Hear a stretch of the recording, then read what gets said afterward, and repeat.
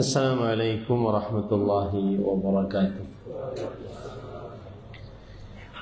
Bismillahirrahmanirrahim. Innal hamdalillah nahmaduhu wa nasta'inuhu wa nastaghfiruh wa na'udzu billahi min shururi anfusina wa sayyiati a'malina. Man yahdihillahu fala mudilla lahu wa man yudlil fala hadiya lahu. وأشهد أن لا إله إلا الله وحده لا شريك له وأشهد أن محمدا عبده ورسوله يا أيها الذين آمنوا اتقوا الله حق تقاته ولا تموتن إلا وأنتم مسلمون يا أيها الناس اتقوا ربكم الذي خلقكم من نفس واحدة وخلق منها زوجها وبث منهما رجالا كثيرا ونساء فاتقوا الله الذي تساءلون به والأرحام إن الله كان عليكم رقيبا يا أيها الذين آمنوا اتقوا الله وقولوا قولا سديدا يصلح لكم أعمالكم ويغفر لكم ذنوبكم ومن يطع الله ورسوله فقد فاز فوزا عظيما أما بعد فإن أصدق الحديث كتاب الله وأحسن الهدي هدي محمد صلى الله عليه وعلى آله وسلم وشر الأمور محدثاتها وكل محدثة بدعة wa kullu bid'atin dhalalah wa kullu dhalalatin finnar. Alhamdulillah, kita bersyukur pada Allah Subhanahu wa taala pada hari ini, hari Ahad malam Senin 17 Safar 1445 Hijriah, kita dimudahkan oleh Allah Subhanahu wa taala untuk kembali duduk bersama di Masjid An-Nur Akaba, Banjarmasin, Kalimantan Selatan, dalam sebuah kajian rutin setiap Ahad malam pekan pertama atau pekan ketiga. Kita membahas amalan qalbu, dan pada malam ini kita membahas amalan qalbu al-khauf, yaitu indahnya merasa takut kepada Allah Subhanahu wa taala. Salawat dan salam semoga selalu Allah berikan pada Nabi kita Muhammad sallallahu alaihi wa ala alihi wasallam, pada keluarga beliau, para sahabat, serta orang-orang yang mengikuti beliau sampai hari kiamat kelak.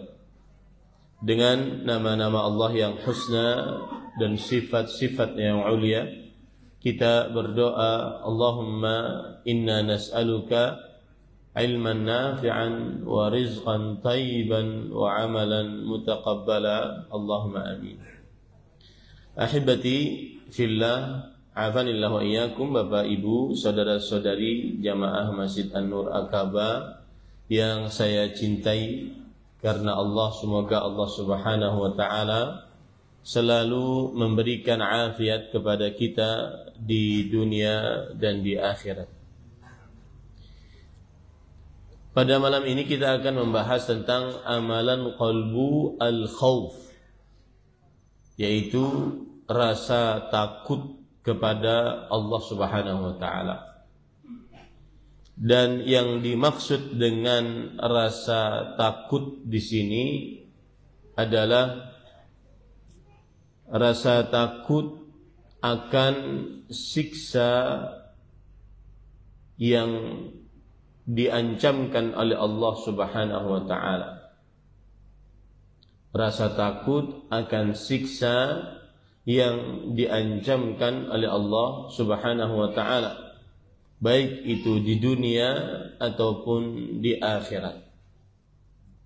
Dan rasa takut yang seperti ini tidak diperbolehkan kecuali hanya untuk Allah Subhanahu wa taala.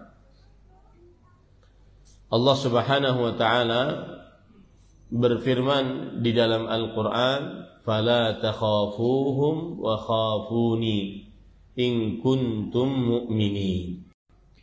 Yang artinya, maka janganlah kalian takut kepada mereka, tetapi takutlah kepada aku jika kalian benar-benar orang beriman. Ayat ini memberikan pelajaran bahwa rasa takut kepada Allah adalah syarat iman.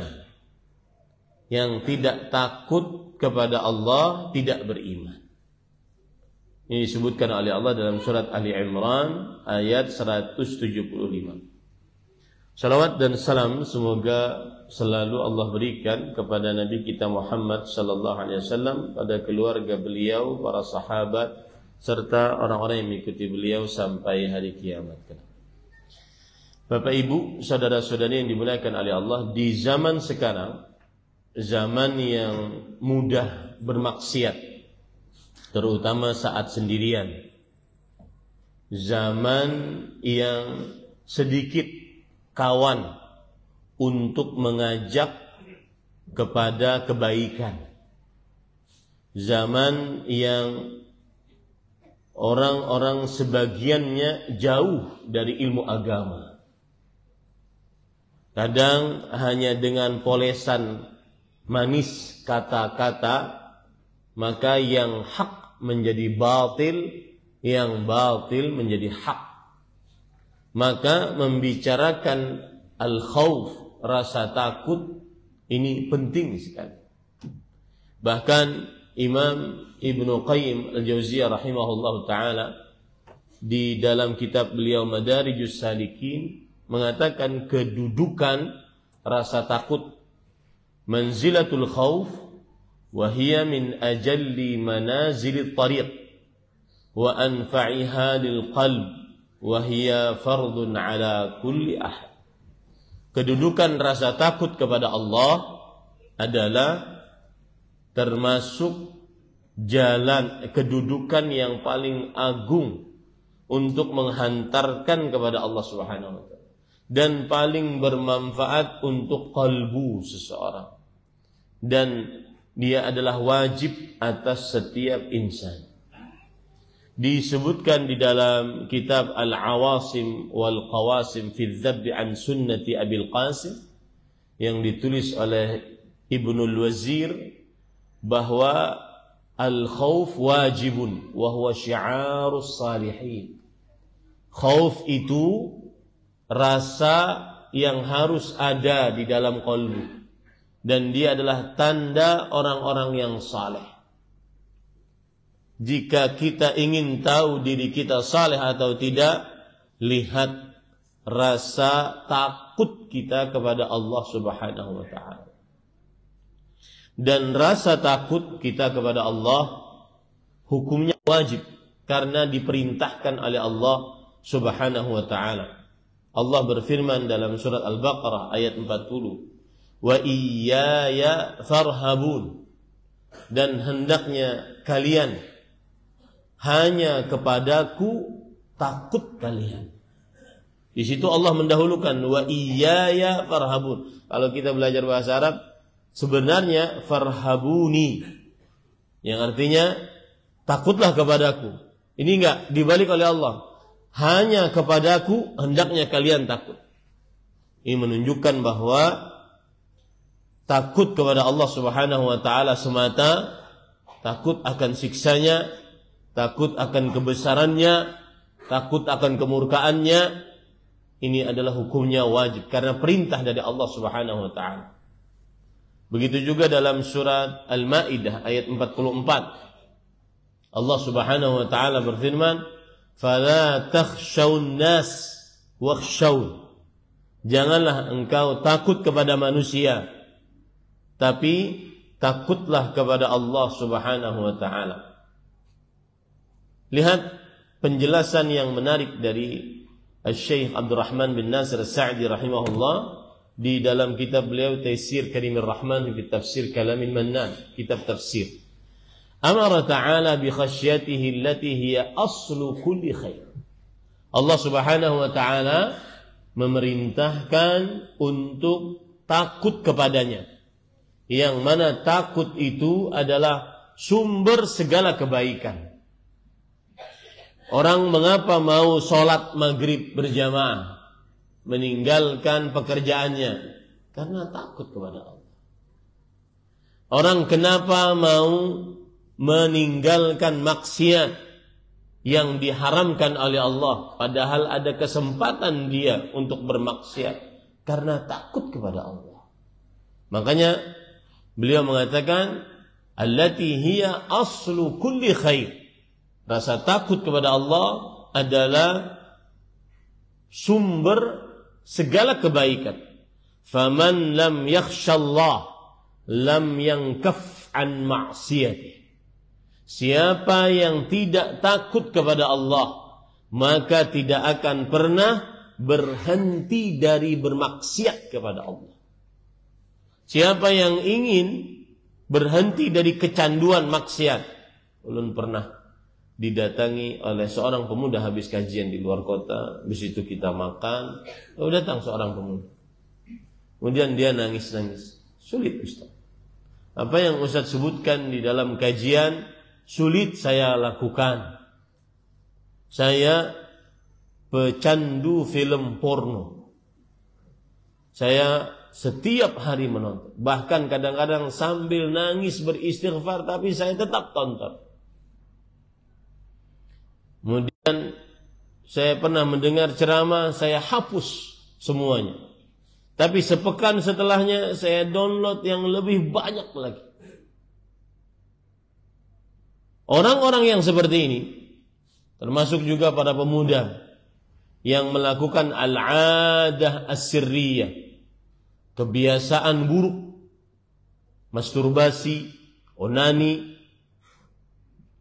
baik yang sudah menikah apalagi yang belum menikah.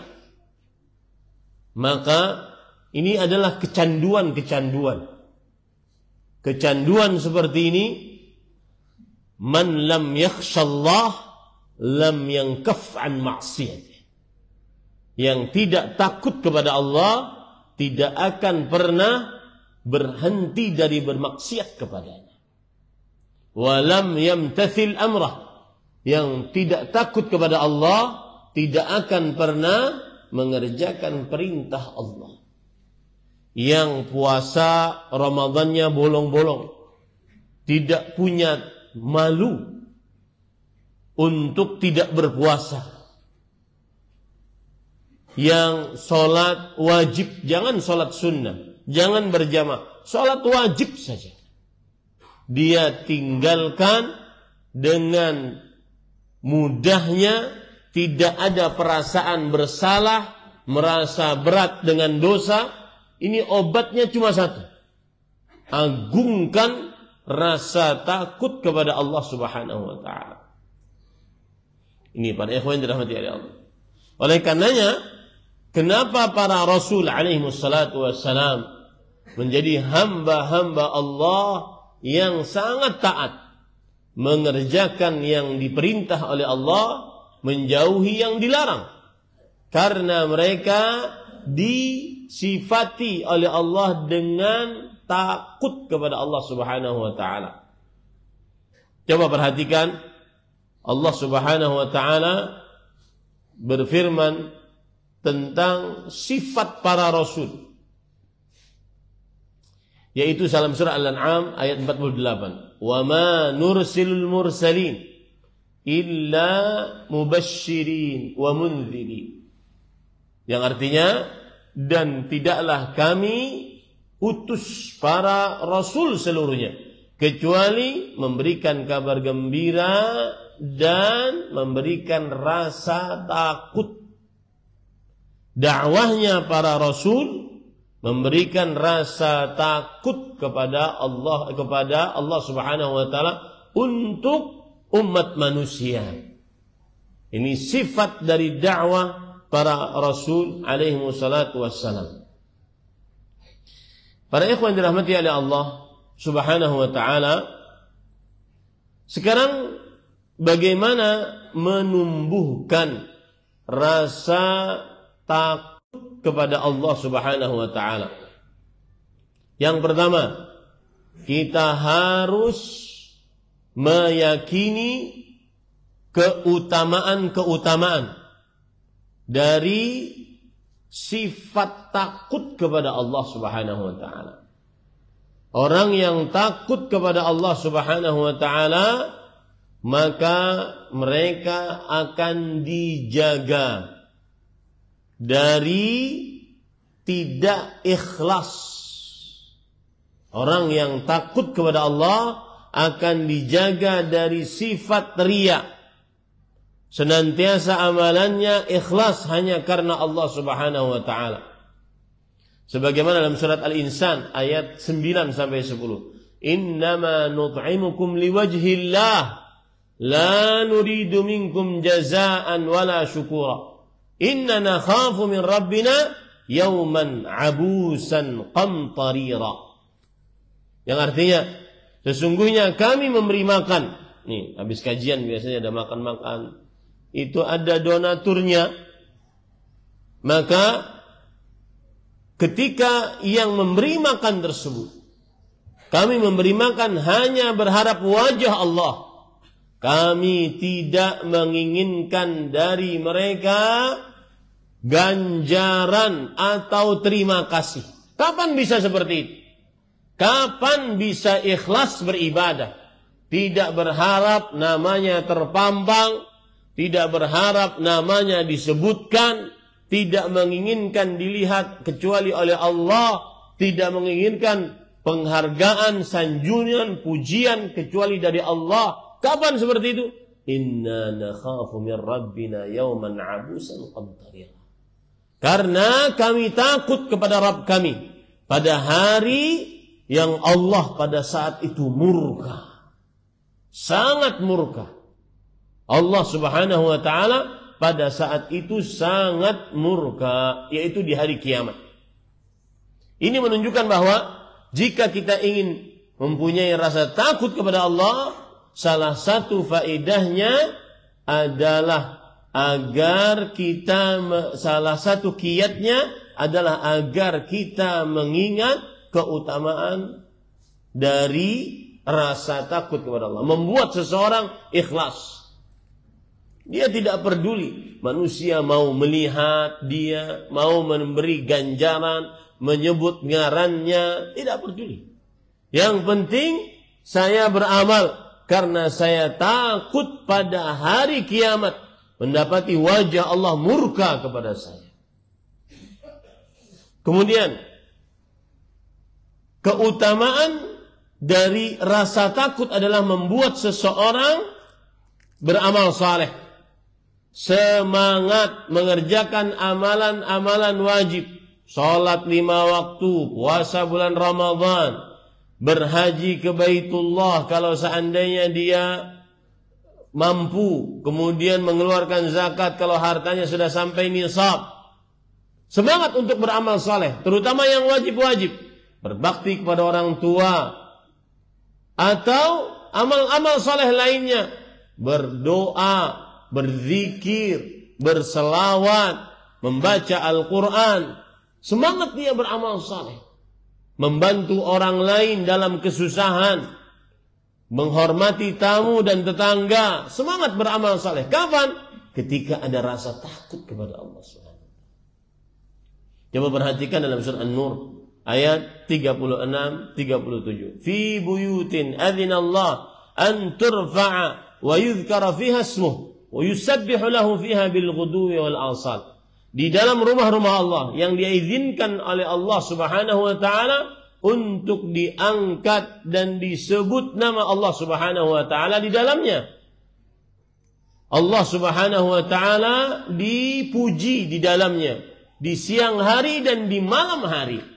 Rijalun la tulhihim tijaratun wala bai'un an dzikrillah wa iqamis shalah wa ita'iz zakah.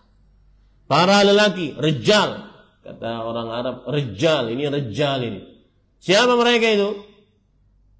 Laki-laki yang sebenarnya adalah yang usaha mereka, jualan mereka tidak melalaikan mereka dari berzikir kepada Allah, mendirikan salat, membayar zakat. Kapan itu bisa terjadi?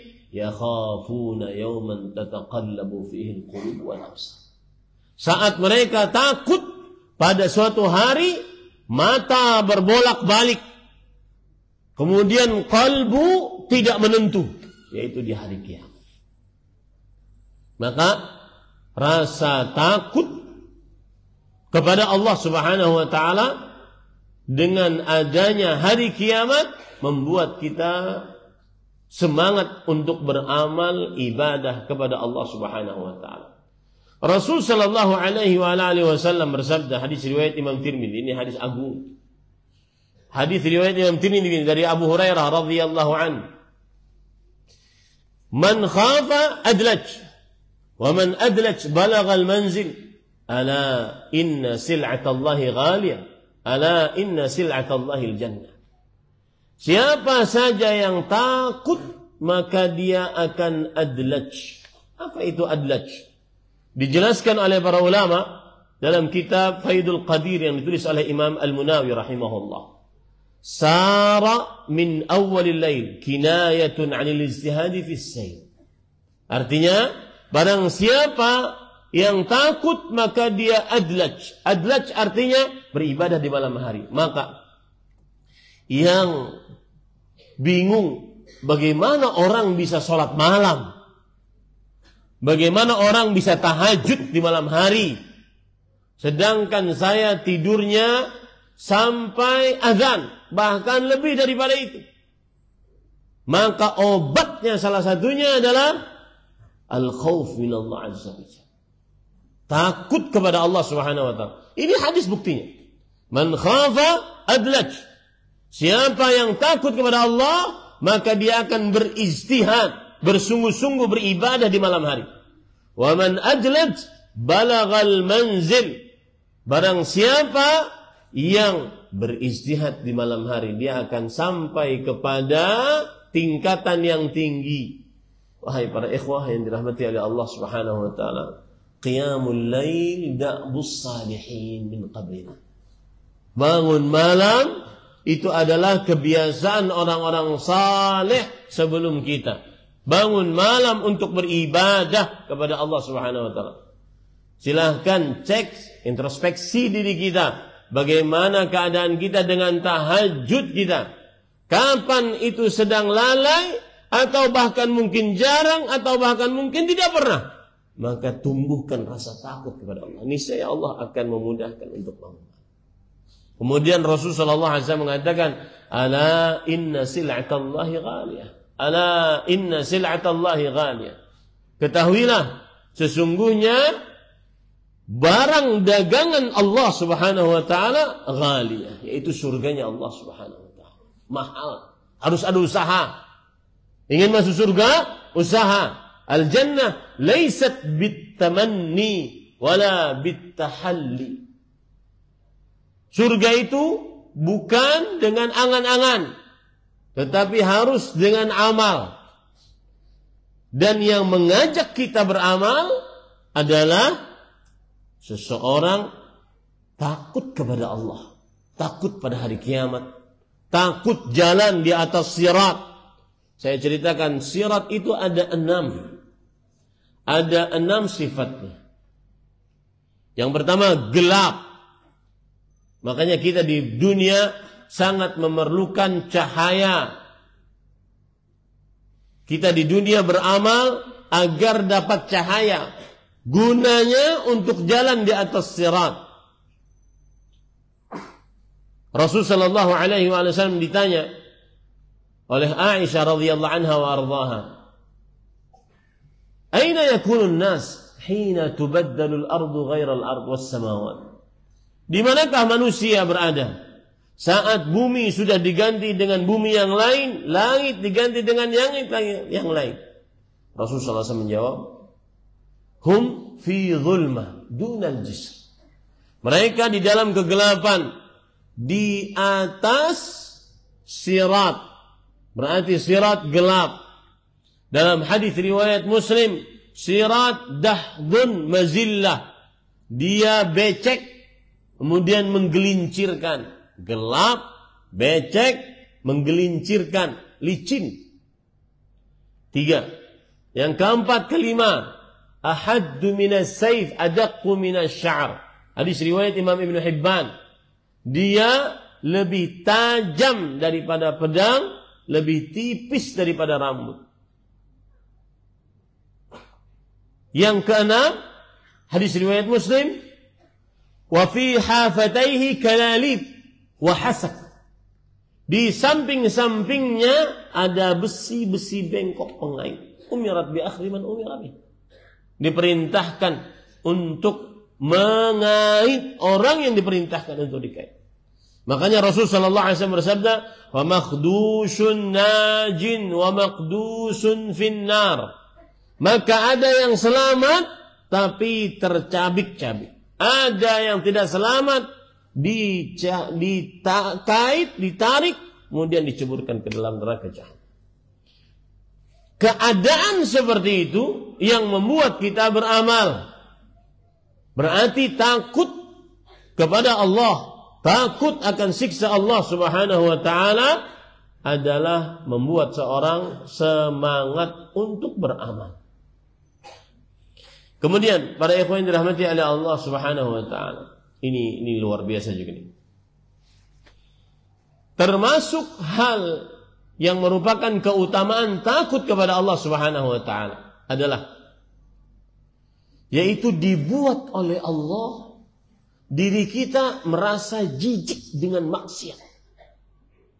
Tidak merasa lezat saat bermaksiat. Merasa buruk saat bermaksiat. Seperti yang saya ungkapkan tadi. Orang melihat yang haram tadi, dia sampai merasa jijik dengan itu. Orang yang mendengarkan musik, kemudian terlena dengannya, akhirnya melakukan perbuatan fahisyah. Dia merasa buruk mendengarkan. Tidak suka untuk mendengarkannya. Lebih suka dia mendengarkan bacaan Al-Quran. Orang yang terperosok dengan minum-minuman yang memabukkan, judi, online, slot, merasa buruk dia dengan maksiat tersebut. Merasa tidak lezat dia dengan maksiat tersebut. Kapan itu bisa terjadi? Ketika dia merasa takut kepada Allah Subhanahu wa taala. Lihat perkataan Imam Ibnu Qudamah rahimahullahu taala di dalam kitab Mukhtasar Minhajul Qasidin. Beliau mengatakan, "Wa min thamaratil khauf." Termasuk dari buah manis rasa takut, annahu yaqma'u syahawat wa yukaddiru al-ladzat fatasirul ma'asil mahbuba 'indahu makruha. Subhanallah. Ini yang kita perlukan para ikhwah. Terutama orang yang sedang kecanduan dengan maksiat. Termasuk buah manis rasa takut adalah rasa takut tersebut menghancurkan syahwat yang haram. Menghilangkan kelezatan yang diharamkan. Maka akhirnya maksiat-maksiat yang dicintai di dalam kalbunya dibuat oleh Allah dibenci. Benci dia dengan maksiat. Saat itu dia mendapatkan kelezatan beribadah kepada Allah Subhanahu wa taala. Ini para ikhwan yang dirahmati oleh Allah Subhanahu wa taala. Nah, kemudian para ikhwan yang dirahmati oleh Allah Subhanahu wa taala, termasuk keutamaan rasa takut kepada Allah Subhanahu wa taala adalah di akhirat kelak saat seseorang yuljamu bil araq, dia tenggelam dengan keringatnya karena dikumpulkan di padang mahsyar dalam keadaan tidak teralas kaki, kemudian tidak memakai sehelai pakaian pun, tidak terkhitan, tudna syams, matahari didekatkan, hatta qadruhu mil, sampai jaraknya hanya 1 atau 2 mil saja. Maka ada orang yang tenggelam dengan keringatnya, ada yang keringatnya sampai leher, ada yang sampai dada, ada yang sampai pinggul, ada yang sampai lutut, sesuai dengan amalnya. Maka pada saat itu para ikhwah yang dirahmati oleh Allah Subhanahu wa taala, ada orang-orang yang dinaungi oleh Allah. Tidak ada naungan pada saat itu kecuali naungan Allah Subhanahu wa taala. Untuk siapa itu? Untuk orang yang takut kepada Allah Subhanahu wa taala. Rasul sallallahu alaihi wasallam bersabda dalam hadis riwayat Bukhari dan Muslim, "Sab'atun yudhilluhumullah yauma la dhilla illa dhilluh." 7 golongan manusia yang akan dinaungi oleh Allah Subhanahu wa taala pada hari itu, tidak ada naungan kecuali naungannya Allah Subhanahu wa taala. Siapa mereka? Salah satu dari 7 tersebut adalah rajulun talabathu imra'ah dzatu mansibin wa jamal faqala inni akhafullah. Yang artinya seseorang yang diajak oleh seorang wanita yang mempunyai kedudukan, cantik. Kenapa harus disebutkan kedudukan? Karena kalau dia berbuat zina, mesum, maka tidak ada yang melawannya. Karena dia mempunyai kedudukan. Kenapa harus disebutkan cantik? Karena kalau seandainya warik yang mengiau, kan maunya. Harus cantik. Tetapi dalam keadaan demikian, ada kesempatan bermaksiat tersedia di hadapan dia, tidak ada yang menghalanginya, dia masih sempat-sempatnya mengatakan inni akhafullah, aku takut kepada Allah. Saat itu dinaungi oleh Allah Subhanahu wa taala, yang mana pada saat itu tidak ada naungan kecuali naungannya Allah Subhanahu wa taala. Dan para ikhwan yang dirahmati oleh Allah Subhanahu wa taala, ini juga salah satu amalan apabila seseorang sedang terperosok ke dalam syahwat yang haram. Rancak ke warung Jablay, rancak berhubungan dengan perempuan yang bukan mahram, rancak berzina, rancak gonta-ganti pasangan, pacaran, dan seterusnya. Salah satu amalan disebutkan oleh para ulama rahimahumullah adalah mengucapkan inni akhafullah. Ucapkan inni akhafullah. Di zaman sekarang mungkin dirancak melihat yang haram di handphonenya, acil-acil bergoyang dilihat, ya. Maka salah satu obatnya ucapkan inni akhafullah. Ucapkan dengan lisannya, inni akhafullah, saya takut kepada Allah Subhanahu wa taala. Ini dijelaskan oleh para ulama rahimahumullah taala. Kata mereka, annahu yaquluha bilisanih liyajzira al-mar'ah an fi'liha. Dia mengucapkan dengan lisannya agar perempuan yang mengajak tadi takut terhadap dirinya. Wal yudzakkira nafsah, dan agar dia mengingatkan dirinya sendiri. Wa yusirru ala mawqifi, dan akhirnya dia tidak jadi melakukannya.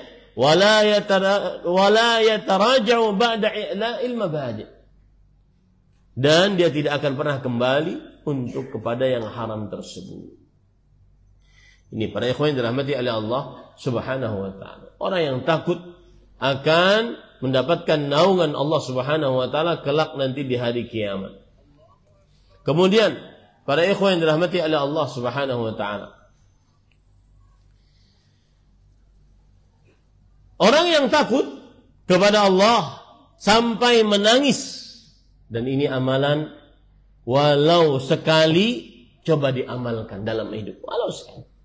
Mudah-mudahan itu penyelamat kita di hadapan Allah kelak. Tinggalkan semua alat komunikasi, menyendiri kita, tidak ada orang yang melihat, tidak ada orang yang tahu. Kemudian tebalkan rasa takut kita kepada Allah, kemudian tangisi dosa-dosa kita.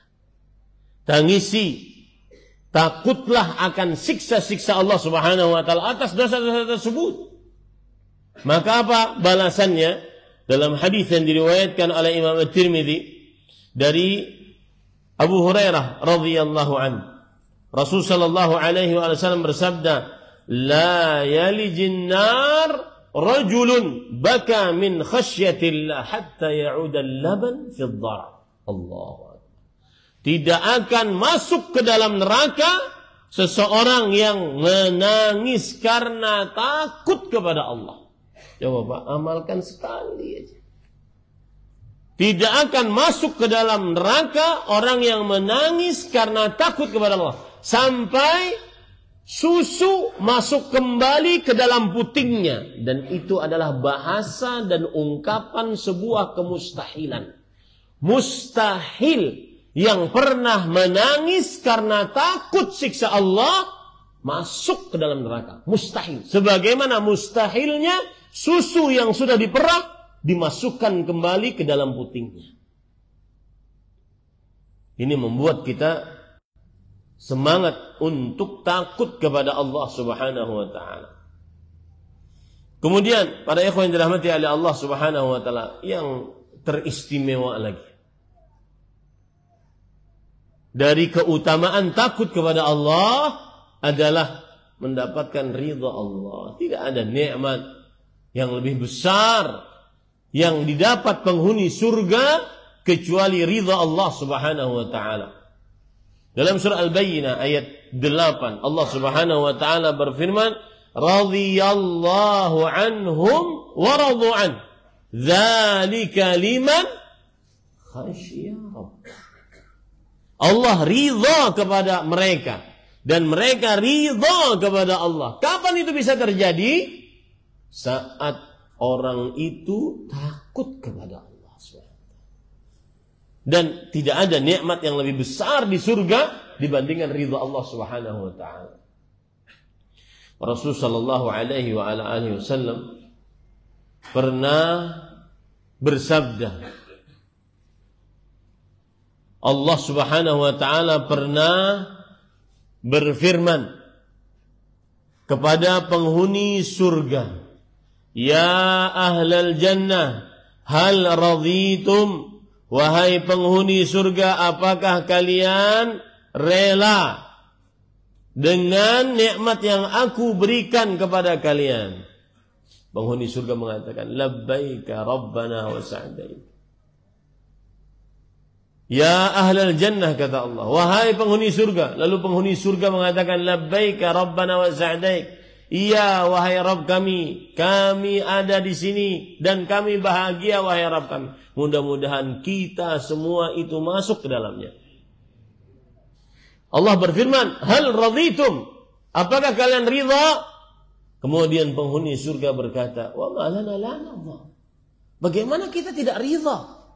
Wa qad a'taitana ma lam tu'tihi ahadan min khalqi. Sungguh engkau telah memberikan kepada kami nikmat yang belum pernah engkau berikan kepada seorang pun dari makhlukmu. Kemudian Allah berfirman, "Ana u'tikum afdala min dzalik." Aku beri kalian yang lebih agung daripada itu. Apa itu? Uhillu alaikum ridwani fala askhatu alaikum abada. Aku halalkan kepada kalian keridhaanku. Aku tidak akan murka kepada kalian selamanya. Ini cita-cita seorang muslim para ikhwan. Sudahlah, hilangkan cita-cita terlalu tinggi tentang dunia kita. Toh dunia sementara, cuma 60, 70, bahkan zaman sekarang kurang daripada itu sudah banyak yang meninggal. Tapi ketika dapat ridha Allah, ketika Allah mengatakan, "Uhillu alaikum ridwani." Aku halalkan atas kalian ridhaku. Fala askhatu alaikum abada. Aku tidak akan murka kepada kalian selamanya. Ini kesuksesan hakiki. Ini adalah kebahagiaan yang sempurna. Ini adalah kenikmatan yang paling besar. Makanya Allah berfirman dalam Al-Quran, "Wa ridwanun minallahi akbar." Dan keridhaan dari Allah adalah nikmat yang paling besar. Mengalahkan bidadari, mengalahkan rumah megah, mobil mewah yang ada di surga. Mengalahkan itu semua. Mudah-mudahan kita diridhai oleh Allah Subhanahu wa taala. Silakan adzan dulu.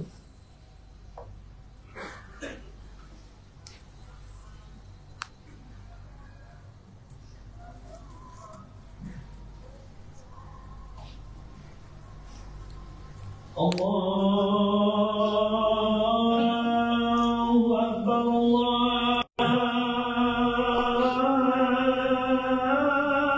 Akbar,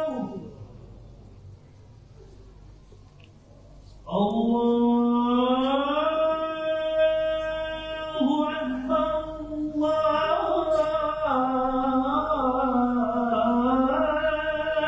Allahu Akbar.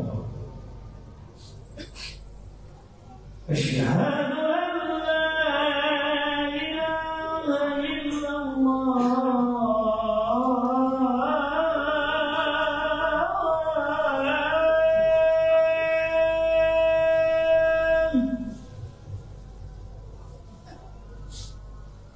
أشهد أن لا إله إلا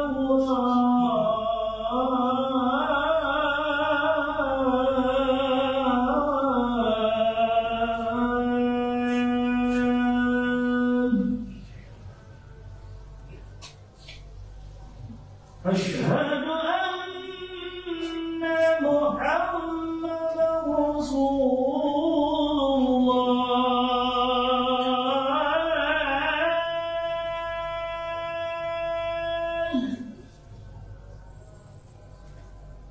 أشهد أن محمدا رسول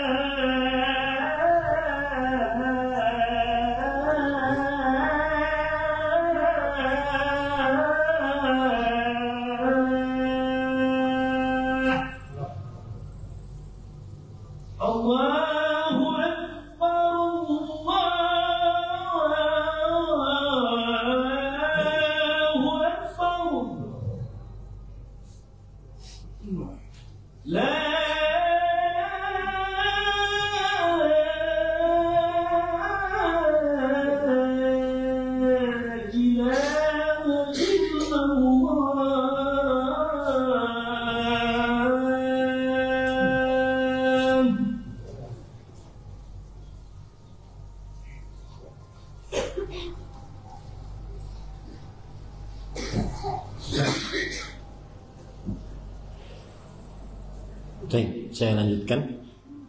Itu tadi kiat pertama, menumbuhkan rasa takut kepada Allah. Mengingat keutamaan takut kepada Allah. Kiat yang kedua, mengingat kebesaran dan keagungan Allah Subhanahu wa taala. Saya akan sebutkan dalil-dalil tentang kebesaran dan keagungan Allah Subhanahu wa taala. Silakan kita pikirkan masing-masing di dalam kalbu kita. Karena memang rasa takut ini amalan kalbu. Ya, amalan kalbu. Coba perhatikan dalam surah Az-Zumar ayat 67. Wa ma qadarullaha haqqa qadrih. Wal ardu jami'an qabdatuhu yawmal qiyamah. Was samawati matwiyatun biyamin. Mereka tidak mengagungkan Allah dengan sebenar-benarnya. Padahal bumi ini Pak, seluasnya. Seluruhnya dalam genggaman Allah pada hari kiamat. Langit-langit yang kita lihat ini. Dan di atas langit dunia ini ada langit selanjutnya, sampai ke langit ke-7. Was-samawat matwiyatun biyamin. Dan langit-langit Allah gulung dengan tangan kanannya Allah Subhanahu wa taala. Allahu Akbar. Bagaimana orang tidak punya takut seperti itu? Lihat Rasul sallallahu alaihi wasallam dalam hadis riwayat Imam Ahmad dari Abdullah bin Umar radhiyallahu anhu, beliau bercerita, anna Rasulullah sallallahu alaihi wasallam qara'a hadhihi al-ayah dzata yawmin 'ala al-mimbar. Rasul sallallahu alaihi wasallam membaca ayat tadi dalam surah Az-Zumar ayat 67 tadi di atas mimbar pada suatu hari. Kemudian beliau berkata, yumajjidur rabbu nafsah. Allah mengagungkan dirinya. Kemudian Allah berfirman, Anal Jabbar. Aku sang maha perkasa. Anal Mutakabbir. Aku yang maha sombong. Anal Malik. Aku sang raja. Anal Aziz. Aku yang maha mulia. Anal Karim. Aku yang maha mulia. Di dalam riwayat yang lain, Ainal Jabbarun, Ainal Mutakabbirun. Mana itu orang-orang yang sombong? Mana orang-orang yang congkak? Apakah kita tidak merasa takut dengan seperti ini? Lihat bagaimana Rasulullah SAW ketika membaca ayat ini, kemudian beliau bersabda demikian, farajafa bi Rasulillah SAW al-mimbar. Mimbar Rasul sallallahu alaihi wasallam bergetar saking takutnya kepada Allah Subhanahu wa taala. Hatta qulna la yakhiranna bih. Jangan-jangan nanti beliau jatuh dari mimbar. Kata para sahabat Nabi radhiyallahu anhu. Jadi, kapan seseorang sedang malas beribadah, semangat maksiat, tumbuhkan rasa takut. Salah satu yang menumbuhkan rasa takut kita adalah ingat kebesaran Allah Subhanahu wa taala. Ingat agungnya Allah Subhanahu wa taala. Dalam hadis riwayat Imam Ibnu Majah dari Abdullah bin Umar radhiyallahu anhuma, beliau mendengar Rasul sallallahu alaihi wasallam di atas mimbar berkata, "Ya'khudhul jabbar samawatihi wa ardahu biyadihi." Allah Subhanahu wa taala yang maha perkasa mengambil langit-langit yang dibuatnya dan bumi dengan tangannya, wa qabadha biyadihi, dan Allah Subhanahu wa taala menggenggam dengan tangannya, faja'ala yaqbidu wa yabsutuha. Allah Subhanahu wa taala menggenggamnya kemudian meratakannya, thumma yaqul, lalu Allah berkata, Anal Jabbar, Ainal Jabbarun. Aku sang maha perkasa. Mana yang mengaku-ngaku perkasa? Ainal Mutakabbirun. Mana orang-orang yang sombong? Kemudian wa yatamayyalu Rasulullah sallallahu alaihi wasallam an yaminihi wa an yasari. Rasul sallallahu alaihi wasallam sambil menoleh ke kanan, menoleh ke kiri, hatta nadartu ila al-mimbar yataharraku min asfali syai'in minhu hatta inni aqul asaqitun huwa bi Rasulillah sallallahu alaihi wasallam. Saat berkata seperti itu Rasul sallallahu alaihi wasallam, beliau hampir saja jatuh dari mimbar ini. Saya, Pak, pribadi ketika baca-baca ayat seperti ini, saya sangat gemar sekali. Secara person muslim, bukan saya sebagai ustadz, bukan saya pengajar, saya gemar membaca ini. Karena saya punya Tuhan yang maha besar, maha perkasa, maha agung. Dengan perasaan seperti itu, saya tidak akan pernah memalingkan diri kecuali hanya kepada Allah. Dan lebih luar biasa lagi, Rasulullah sallallahu alaihi wasallam bersabda, "In dzakarani fi mala', dzakartuhu fi mala'in khairun." Jika ada seorang hamba menyebut namaku, mengagungkanku di hadapan manusia, maka aku akan sebut dia di hadapan majlis langit yang lebih mulia daripada manusia tersebut. Maka ada kesenangan pribadi, Pak, jujur saya, ketika menyebutkan nama Allah Subhanahu wa taala, keagungan Allah Subhanahu wa taala. Ada kesenangan pribadi karena di dalamnya ada keistimewaan. Kita akan disebutkan nama kita di hadapan para malaikat, majlis yang lebih mulia daripada majlisnya manusia. Lihat lagi bagaimana besarnya Allah Subhanahu wa taala. Di dalam hadis yang diriwayatkan oleh Imam Ibnu Abi Syaibah, Rasul sallallahu alaihi wasallam bersabda, "Mas samawati sab' ma'al kursi illa ka halqatin mulqatin bi ardi falat. Wa fadlul 'arsy 'ala al-kursi ka fadlil falati 'ala al-halqah."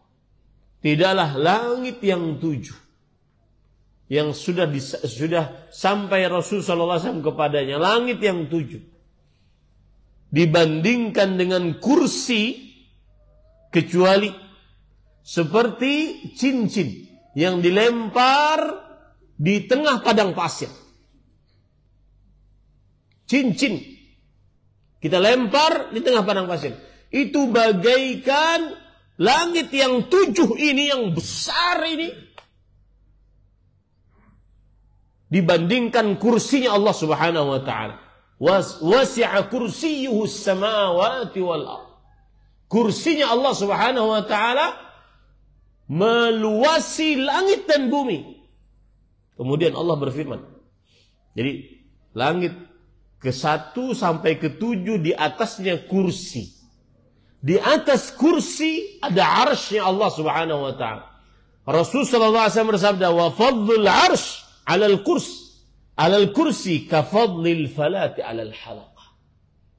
Sedangkan besarnya arsy Allah, makhluk yang paling besar yang pernah Allah ciptakan, dibandingkan kursi tadi, bagaikan cincin yang dilempar di padang pasir.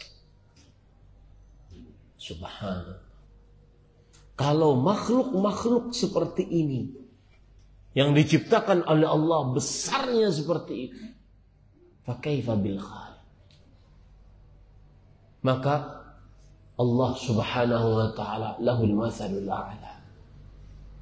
Allah lebih luar biasa. Ini para ikhwan dirahmati oleh Allah. Dan ini yang dimaksud dengan ma'rifatullah azza wa jalla. Mengenal Allah Subhanahu wa taala. Kemudian itu yang kedua, agar kita merasa takut kepada Allah Subhanahu wa taala. Apalagi kalau sudah menyombongkan diri, tahu diri. Kita ini, Pak, keluar dari 2 kali tempat kotoran. Yang pertama, keluar dari sel sperma bapak kita, tempat kotoran bapak kita, masuk ke dalam sel telur. Kemudian menjadi janin, lalu keluar sebagai bayi dari tempat kotoran ibu kita. Kaifa yatakabbarul insan wa huwa kharaja min makhraji baulil maratain. Bagaimana bisa manusia bisa sombong di dunia dengan hartanya, kecantikannya, jabatannya, pangkatnya, yang kadang-kadang kalau kita lihat di media sosial marah-marah di jalan, menghina orang, merendahkan orang, kok bisa? Padahal dia keluar dari tempat kencing 2 kali. Ini para ikhwan yang dirahmati oleh Allah Subhanahu wa taala. Kiat yang ketiga, agar kita merasa takut kepada Allah Subhanahu wa taala. Dan ini di zaman sekarang, terutama di daerah kita, yang kadang-kadang hal ini dijauhi dan lebih disenangi dengan yang lainnya. Padahal yang lainnya itu belum tentu disyariatkan, yaitu dekat dengan Al-Quran, membaca Al-Quran, mempelajari Al-Quran, menghafal Al-Quran, selalu telinganya mendengar Al-Quran. Coba perhatikan Imam Ibn Qayyim Al-Jauziyah rahimahullahu ta'ala. Lihat ya, saya dari tadi tidak terlalu banyak berbicara, saya cuma menyampaikan perkataan para ulama. Lihat, beliau mengatakan dalam kitab Madarijus Salikin, "Falaisa syai'un anfa'a lil 'abdi fi ma'ashihi wa ma'adihi wa aqraba ila najati min tadabburil Qur'an." Tidak ada sesuatu yang lebih bermanfaat bagi seorang hamba dalam kehidupannya dan akhiratnya, dan lebih mendekatkannya kepada keselamatannya daripada mentadabburi Al-Quran. 5 interaksi seorang muslim dengan Al-Quran. Hendaknya seseorang jadi dengan itu. Pilih salah satu yang kita bisa. Pertama, mendengar. Tidak bisa baca, dengarkan. Walau tidak faham. La'allakum turhamun, kata Allah Subhanahu wa ta'ala. Yang kedua, mempelajari dan mengajarkannya. Guru-guru TPA jangan pernah merasa rendah. Orang-orang tua yang mengajari anaknya belajar Al-Quran jangan pernah merasa rendah. Yang ketiga, menghafalnya. Yang keempat, membacanya. Yang kelima, mengamalkan. Wallahi Pak, orang-orang di sana mereka profesional dengan lagu, dengan nyanyian. Kenapa kita tidak profesional dengan Al-Quran kita? Hafalnya lancar, bacanya lancar, makhrajnya benar, tajwidnya benar. Karena itu jalan untuk takut kepada Allah Subhanahu wa taala. Lihat perkataan Imam Ibnul Jauzi rahimahullah yang disebutkan dalam kitab At-Tadhkirah fil Wa'd. Wallah, demi Allah. Ini amalkan Pak. Coba amalkan ya perkataan ulama. Ini ulama Islam abad ke-6 Hijriah. Lau anna mu'minan aqilan. Kalau seandainya ada seorang mukmin yang cerdas, qara'a surat Al-Hadid, baca surat Al-Hadid. Wa akhira suratil Hasyr, dan akhir surat Al-Hasyr, wa ayat Al-Kursi, dan ayat Kursi, wa surat Al-Ikhlas, dan baca surat Al-Ikhlas, bitafkirin wa tadabburin la tasadda'a min khasyatillahi qalb.